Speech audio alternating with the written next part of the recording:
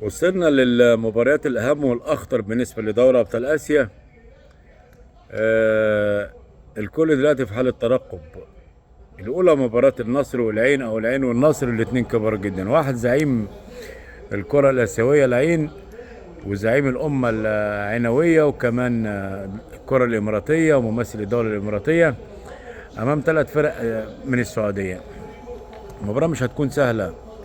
كريستيانو ورفاقه أسماء كبيرة جدا موجودة في فرقة النصر، والعين كمان من الفرق الكبيرة جدا جدا.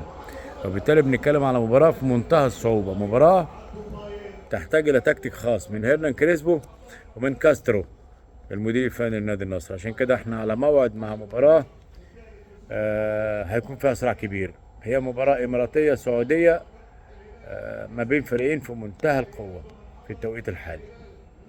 المباراة الثانية طبعا مباراة قمة، هنقول عليها ديربي كلاسيكو، مباراة صعب التكهن بنتيجتها، وإن كان نادي الهلال في الوقت الحالي من المرشحين الكبار جدا جدا للوصول للمباراة النهائية مع شرق آسيا، لأنه فعلا واحد من أفضل الأندية الآسيوية إن لم يكن أفضلها في كل شيء، المستوى الجماعي والاستحواذ وحراسة الأهداف والدفاع وكل شيء. الجماعية فريق كبير جدا جدا.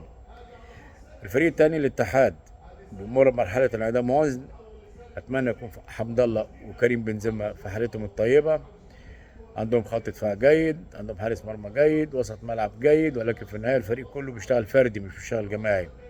جايردو لسه حتى الان مش جايردو بتاع ريفر بليت، وبالتالي مباراه هتحتاج اسلوب خاص من الاتحاد امام فرقه آه، جديره بالاحترام، فرقه الافضل في عمليه الاستحواذ في المنطقه العربيه واسيا. مباراتين اذا كان النصر والعين والهلال والاتحاد ندعوكم للانتظار، لأن طبعا من أقوى المباريات الموجودة في المنطقة العربية. تحياتي، وده الفيديو بتاع النهارده.